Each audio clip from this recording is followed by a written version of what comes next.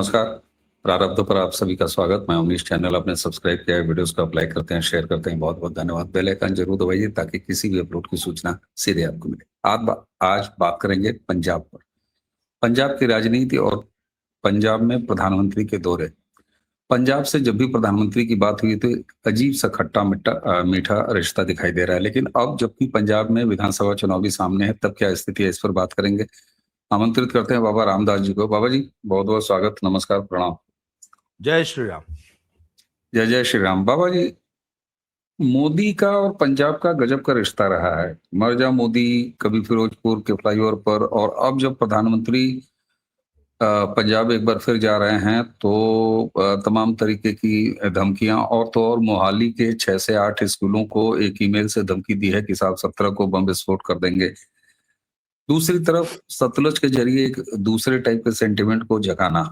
पंजाब में ये कोई बहुत नई बात नहीं है, छुटफुट होता रहा है। पन्नू भी कभी ट्रेन के टॉयलेट का वीडियो शेयर करता रहा है। ये सब पंजाब में होने वाली रेगुलर एक्टिविटी है। लेकिन अब जब पंजाब में एक विधानसभा चुनाव भी आने वाला है, तब इस चीज को कैसे देखा जाना चाहिए, और पंजाब में चुनाव को लेकर और पॉलिटिकल मामलों से इन मामलों का कितना जुड़ाव है, कैसे देखते हैं आप नई स्थितियों में, जबकि पंजाब में पॉलिटिक्स हावी है क्योंकि चुनाव है। बात करता हूँ सर। सर, पंजाब की पहले तो लेटेस्ट रिपोर्ट आपको बता दूं। पंजाब के गुरुद्वारों में बड़ा स्क्रीन लगा के सतलुज के 4 शो हो रहे हैं। और जो बच्चे, आप कितने साल के थे जब ऑपरेशन ब्लू स्टार, या 80 से 90 के बीच में? 80 में आप कितने साल के थे? 80s में किशोरपन था हमारा। हाँ, सब कुछ याद है, ऐसा नहीं। बात के दिनों का तो हम तराई नहीं, में आप थे, आज के नहीं उत्तराखंड। नहीं सर, क्या थे? मैं 15 साल का था तो आप तो 10 साल के रहे होंगे। आप मुझसे 5 साल छोटे हाँ, हैं, 10-12 साल, 10-12 है साल। ना? सर, हाँ, आप 12। 10 साल के थे। आज जो बच्चे, जो जवान है ना, उनके बाप पैदा नहीं हुए थे तब। आज यस। उनको सतलुज फिल्म दिखाई जा रही है और उसमें बताया जा रहा है कि 25,000 निर्दोष निरीह मासूम लोगों को केपीएस गिल ने मार दिया, जबकि वो सब आतंकवादी थे। 25,000 आतंकवादियों को मारा था पंजाब पुलिस ने। आज सतलुज उनको निरीह मासूम, और ये जसवंत सिंह खालड़ा, ये खुद बहुत बड़ा आतंकवादी था, आपको पता है? सॉरी, आतंकवादी नहीं, खालिस्तानी आइडियोलॉग था। ये मैगजीन चलाता था। अभी इस वीडियो से 5 मिनट पहले धीरेन्द्र पंडित जी के साथ लाइव कर रहा था। उन्होंने वो लाइव सुनाया है अपने वीडियो में, अपने लाइव में, जहां ये संत जर्नल सिंह मिड्रा वालों को सदी का सबसे बड़ा महानायक, कौम को जगाने वाला, कौम का हीरो बता रहा था। तो ये तो खुद बहुत बड़ा खालिस्तानी आइडियोलॉग था। ये आज उन 25,000 लोगों को निर्दोष निरीह मासूम नागरिक बता रहा है। और उन बच्चों को जिनकी आज उम्र 15 साल है, 14 साल है, 12 साल है, उनको ये फिल्म दिखाई जा रही है, और हिंदुओं की कोई बात नहीं कर रहा। मैंने उस पंडित साहब के लाइव में एक बात पूछी है, भैया फिल्म बनाना तो हमको भी आता है।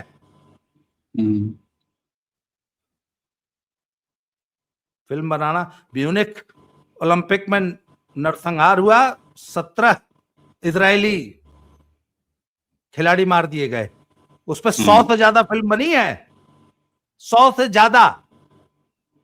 सर, थापर इंजीनियरिंग कॉलेज में लिटरेचर, अपना वो जो नॉर्थ जोन कल्चरल सेंटर का वो फेस्टिवल चल रहा था यूनिवर्सिटियों वाला, चुन चुन के हिंदू बच्चे मारे गए थे थापर इंजीनियरिंग कॉलेज में, जो कि हरियाणा की यूनिवर्सिटी से पार्टिसिपेट करने आए थे। एक एक कमरा खुलवा, हॉस्टलों में रुके हुए थे यूनिवर्सिटी के अंदर, एक एक कमरा खुलवा करके मारा गया था। उनकी बात कोई नहीं करती। ये सतलुज, 25,000 हिंदू मारे गए, उनकी बात क्यों नहीं करती? और हम कह रहे हैं कि ठीक है, मोदी आ रहे हैं। बिट्टू को मोदी ने फ्री हैंड दे रखा इस समय। रवनीत सिंह बिट्टू खुल के इस विषय पे बोल रहे हैं, मनिंदर जी बिल्कुल क्या बोल रहे हैं। सर कोई हिंदू नेता क्यों नहीं बोल रहा? रवनीत बिट्टू तो सिख है, बेअंत सिंह के पोते हैं। बेअंत सिंह को तो भुच्चड़ कहा जाता है, बुचर, बुचर ऑफ पंजाब।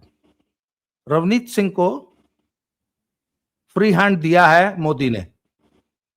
कोई हिंदू नेता क्यों नहीं बोल रहा बीजेपी का?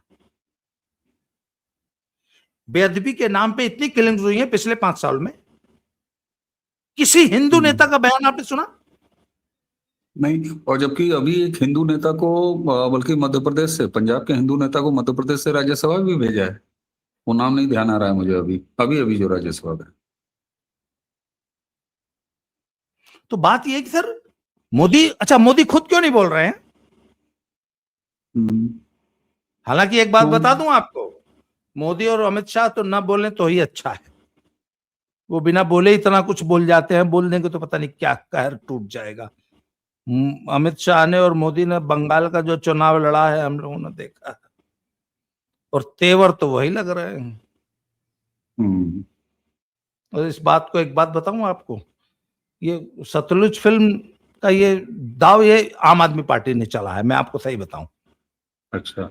जो जो जो खालिस्तानी लॉबी जो इस पूरे घटना को, देखिए मैं आपको तो याद होगा 10 साल पहले से हम लोग आम आदमी पार्टी का पंजाब में उभार, मैं और आपने तो बहुत कवर किया हमने इसको, बहुत बहुत बहुत किया। आज से 10 साल पहले पंजाब में आम आदमी पार्टी का कोई नाम लेवा नहीं था सर।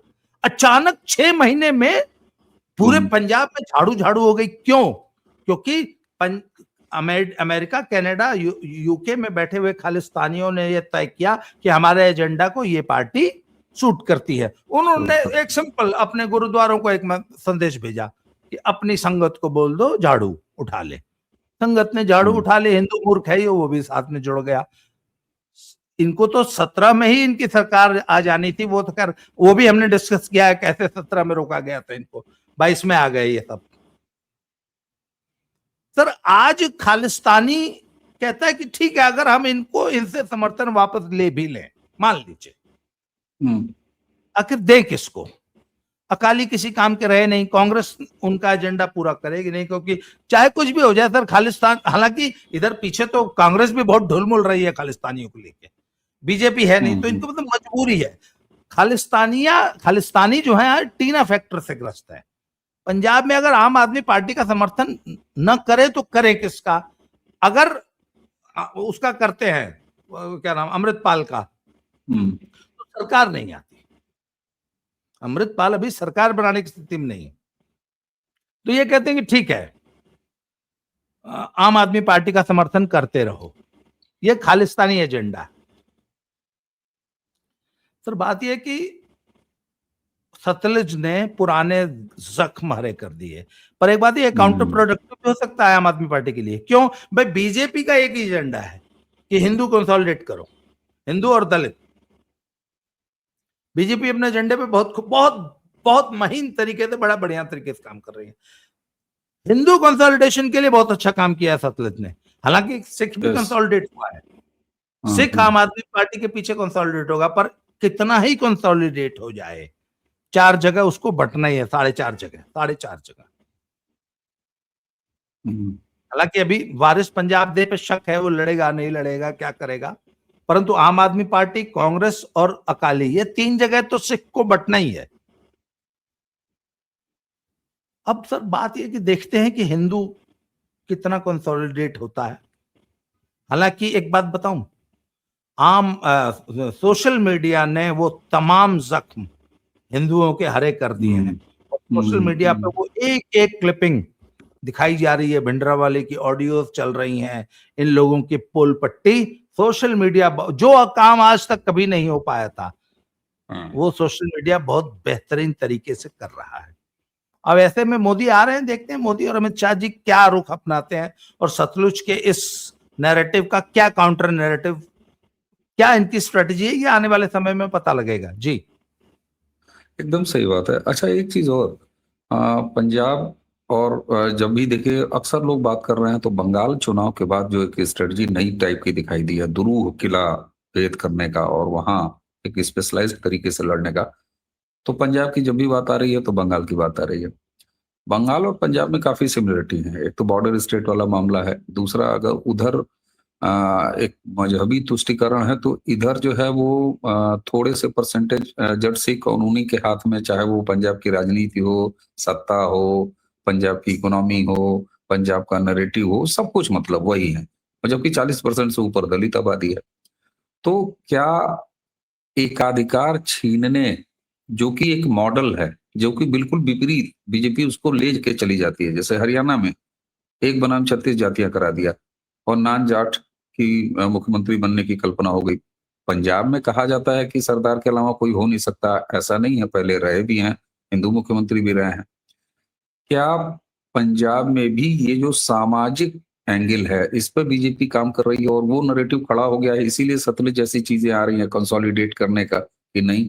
और ये तो फिर अपने आप को है कि आप खुद ही एक ही छोटे से वर्ग को कंसोलिडेट करने की कोशिश कर रहे हो। आपने खुद खेलने का मैदान कम कर लिया सतलुज जैसी चीजें लाके, अगर आप अपने पक्ष में चाहते हो कि कंसोलिडेशन।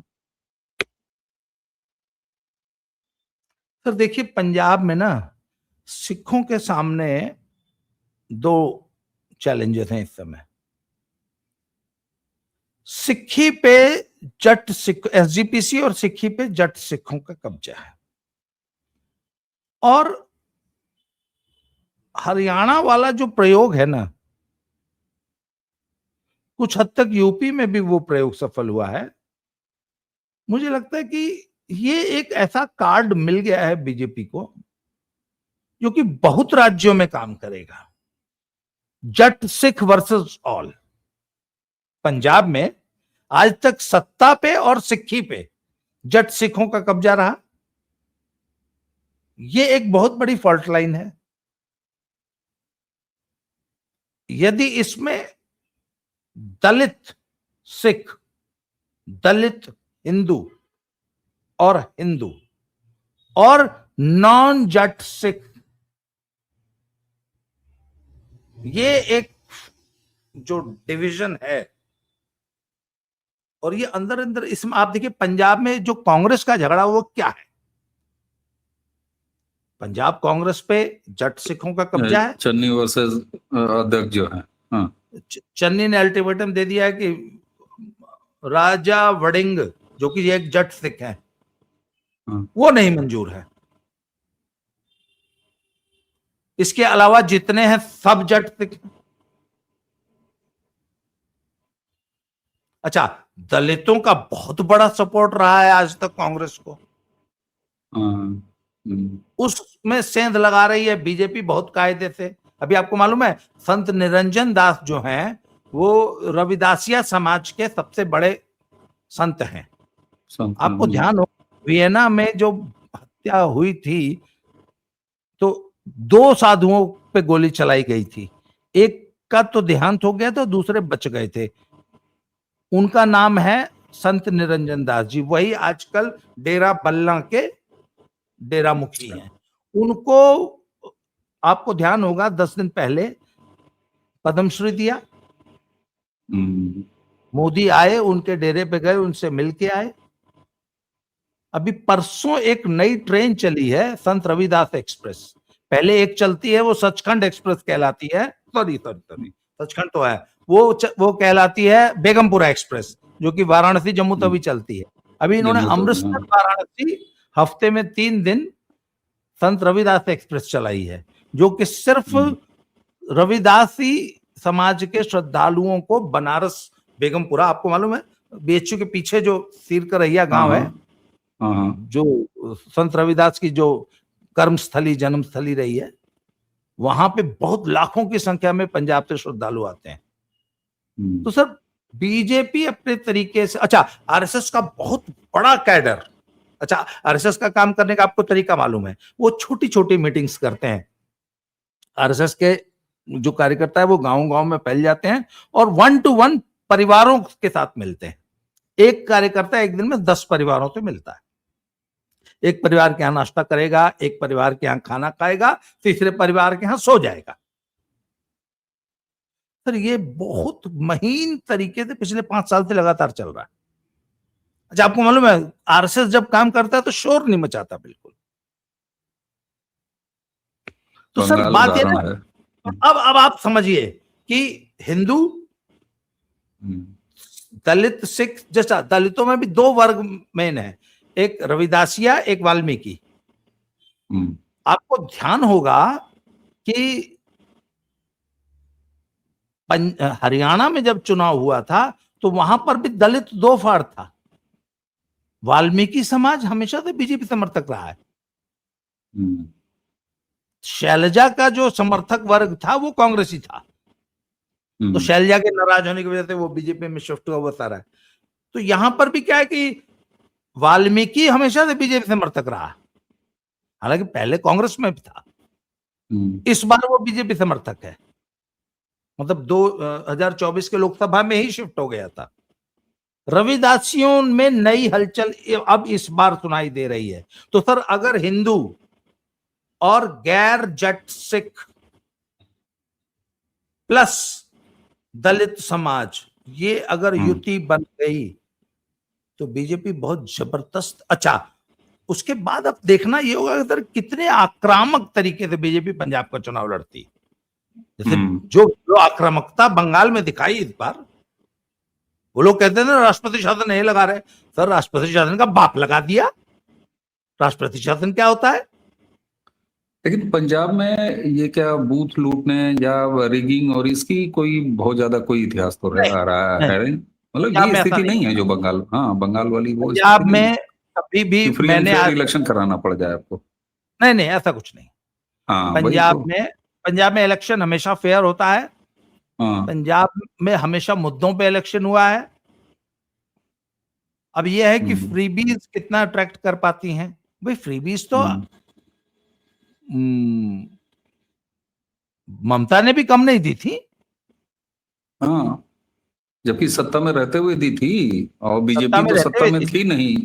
वो तो सत्ता के लिए लड़ रही थी और तब उसने किया, लेकिन उस पर विश्वास किया, और ममता के जो ऑलरेडी मिल रहा था उस पर नहीं विश्वास किया। ये बात तो है। अच्छा, हरियाणा मॉडल हम लोग पंजाब में ये जो वन वर्सेस अदर वाला बता रहे हैं, तो नायब सिंह सैनी का भी बड़ा रोल दिखाई दे रहा है, बड़ा एक्टिव दिखाई देते हैं पंजाब में। तो ये सैनी जी का क्या फैक्टर है? उसका एक कारण है। मैं एक बार पानी पी लूं।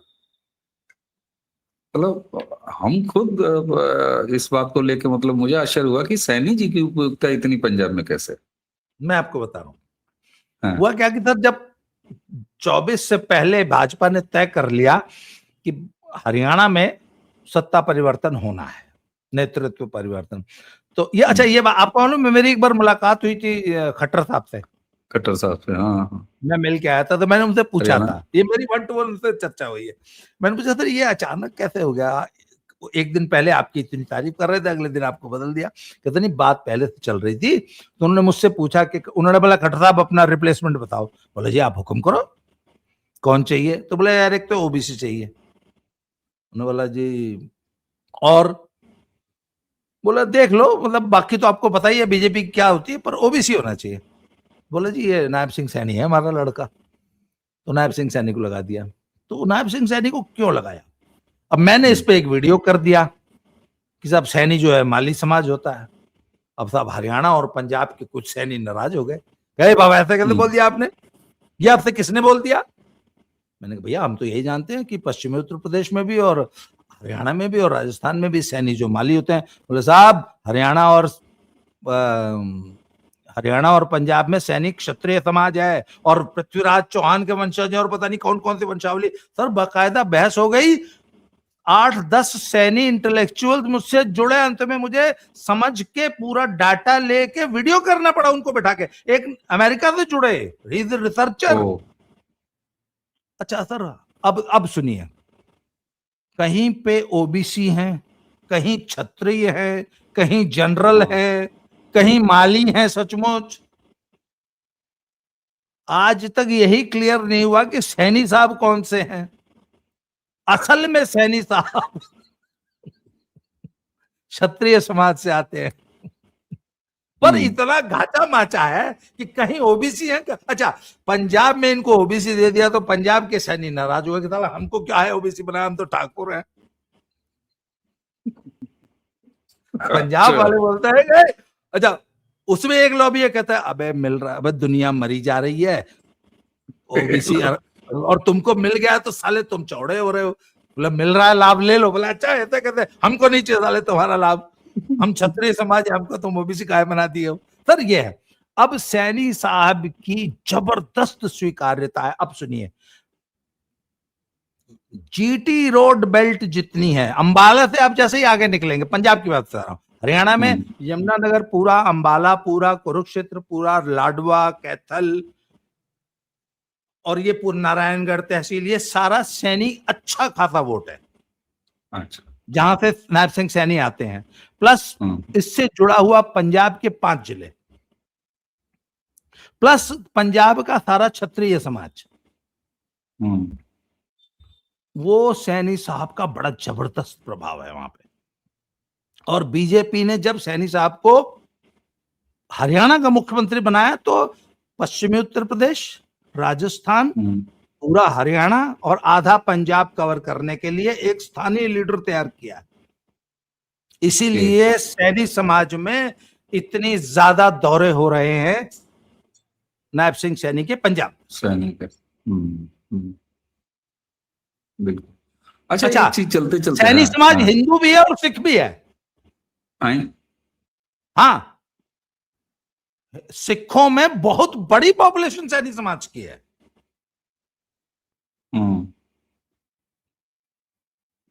ये भी जान लीजिए। और डिस्ट्रीब्यूशन पूरे पंजाब में है, सिर्फ एक एरिया में नहीं है सर, पूरे पंजाब में इक्वल डिस्ट्रीब्यूशन। जी। अच्छा, एक चीज अब अगर चलते चलते जरा सा बात किया जाए, वाकई क्या ये सतलुज ने बैकफायर कर दिया? जिस नीयत से ये फिल्म लाई गई थी, उसके सामने जो आपने भी कहा कि उसका काउंटर नैरेटिव, कितनी हिंदुओं की नृशंस हत्याएं हुई, ये सवाल पूछे जा रहे हैं बिडरा वाले, और ये तमाम चीजें, तो ये बैकफायर कर गया ऑलमोस्ट, दिखाई दे रहा है, जिस नीयत से निकाली गई थी इस फिल्म को। सर सिख कितना कंसोलिडेट होगा, कितना पोलराइज होगा, किस पार्टी के पक्ष में होगा, ये अभी शंका है। पर हिंदू तो हो गया ना बीजेपी के पक्ष में। जिस बच्चे ने जन्म, मैं अभी आपसे जो बात कह रहा था कि जिस बच्चे के बाप का जन्म नहीं हुआ था, जिस बच्चे का बाप भी पैदा नहीं हुआ था, उसको भी पता लग गया ना कि कैसे हिंदुओं को निकाल निकाल के मारा गया था। बिल्कुल। था क्या? अच्छा, ये बात अगर भाजपा पूरे पंजाब के हिंदू को बताना चाहती है तो कितना बड़ा संसाधन लगता। सतलुज ने वो काम कर दिया। अरे उन्होंने, बेटा ने तो खुल के कह रहे हैं, वो कह रहे हैं हिंदुओं को ये सवाल पूछने चाहिए, एक एक हत्याओं का सवाल पूछना चाहिए, हिंदुओं को बात करनी चाहिए।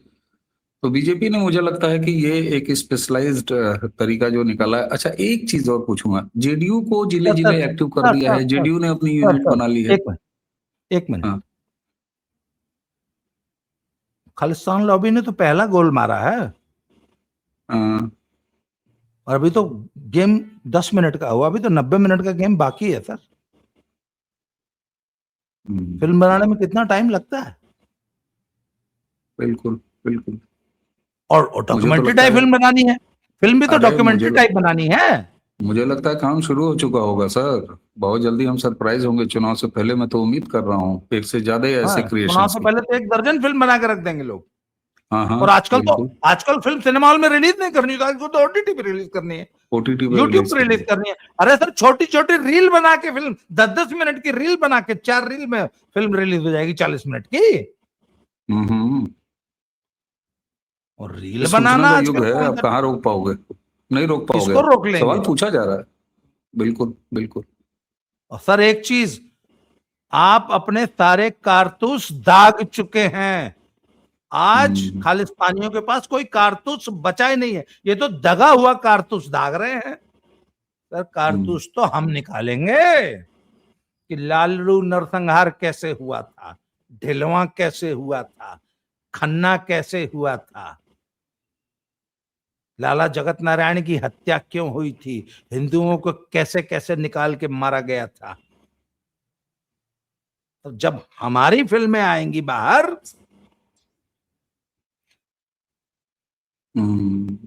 बिल्कुल आजकल बिल्कुल। सर आजकल तो फिल्म लौंडे लैपटॉप पे बना के एआई से ऐसी ऐसी बना देंगे ना।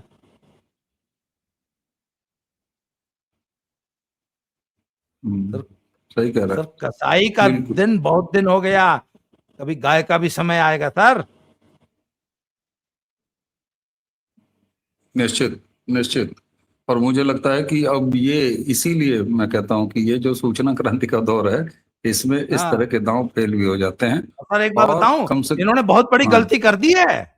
बहुत बड़ी। तब ये बर्रैया के छत्ते में ढेला मार दिया है इन्होंने, हम्म, अब ये हम्म, रोक नहीं पाएंगे। हम्म।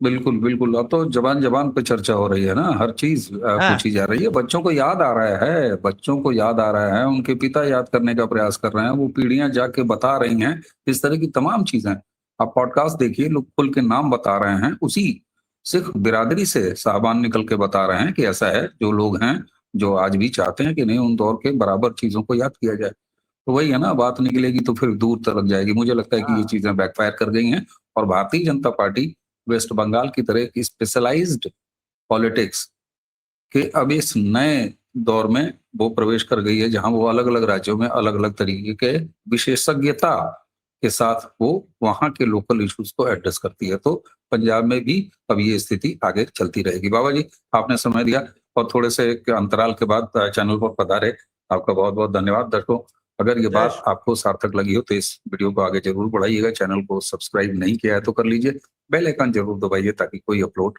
आपको सीधे नोटिफाई हो। तो आज की चर्चा यहीं तक। मुझे यानी अवनीश और बाबा रामदास, हम दोनों को आज्ञा दीजिए। नमस्कार, प्रणाम, जय जय श्री राम। जय जय श्री